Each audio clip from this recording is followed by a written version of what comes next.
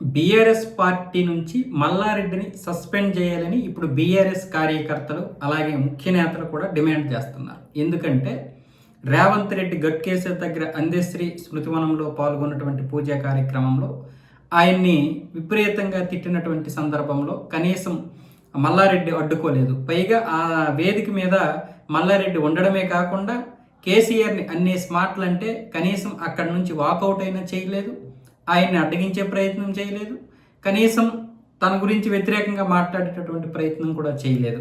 పైగా బీఆర్ఎస్ కార్యక్రమాలు పెడితే దానికి హాజరవ్వకుండా డొమ్మా కొడుతున్నాడు. మరి ఇలాంటి వ్యక్తికి ఏ విధంగా బీఆర్ఎస్ పార్టీ ఉపేక్షిస్తూ ఉంచుతుందని చెప్పి ఇప్పుడు చాలామంది ఆయన్ని తీసేసి సస్పెండ్ చేసేసి యువ నాయకత్వానికి అవకాశం ఇవ్వాలి అని చెప్పి ఇప్పుడు డిమాండ్ చేస్తున్నారు. ఒకవేళ మీరు ఆయన్ని సస్పెండ్ చేయకపోతే రేపు చాలామంది రాజకీయ నాయకులు దూరం అయిపోయే అవకాశాలు ఉంటాయి. ఎందుకంటే ఇలాంటి వారిని మీరు నెత్తినెక్కించుకుంటారు అనే ఉద్దేశంతో కూడా చాలామంది బీఆర్ఎస్ పార్టీకి దూరం అయ్యేటటువంటి పరిస్థితి ఉంది. కాబట్టి వెంటనే ఆయన్ని సస్పెండ్ చేయండి అని కూడా అంటున్నారు. పైగా ఇంతకుముందు ఏమొచ్చేసి మల్లారెడ్డి పెద్ద కోడలో ఎవరో బీజేపీ పార్టీలోకి వెళ్ళారు, అంటే బీజేపీ ఆఫీస్కి వెళ్ళారు.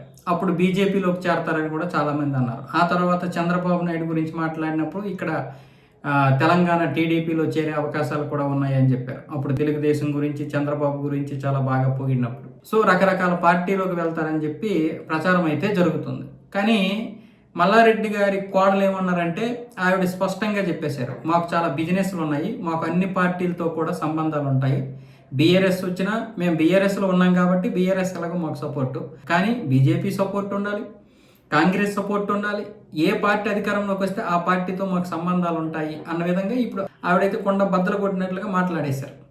వాస్తవంగా చెప్పాలంటే బిజినెస్లు ఉన్న వాళ్ళు ఎవరైనా సరే అన్ని పార్టీలతోనూ అంటగలుగుతారు, అన్ని పార్టీలకి ఫండింగ్ ఇస్తారు, అందులో ఎటువంటి సందేహం లేదు. వాస్తవంగా ఇంకా చెప్పాలంటే మల్లారెడ్డి కాంగ్రెస్ అధికారంలోకి రాగానే కాంగ్రెస్కి వెళ్ళిపోతారని ప్రచారము జరిగింది. అలాగే డీకే శివకుమార్తో కూడా ఒక మీటింగ్లో పాల్గొన్నాడు, ఆ విధంగా కాంగ్రెస్లోకి వెళ్ళడానికి ప్రయత్నాలు చేశాడన్న విధంగా కూడా ప్రచారం జరిగింది. అయితే ఇలాంటి వ్యక్తిని ఇప్పుడు బీఆర్ఎస్ టచ్ చేయదు. ఎందుకంటే ఇప్పుడు టచ్ చేస్తే ఇప్పుడు ఆయన మళ్ళీ కాంగ్రెస్లోకి వెళ్ళిపోయినా లేకపోతే పార్టీ నుంచి విడిపోయినా అది బీఆర్ఎస్కే నష్టం ఇప్పుడు ఉన్నటువంటి పరిస్థితుల్లో.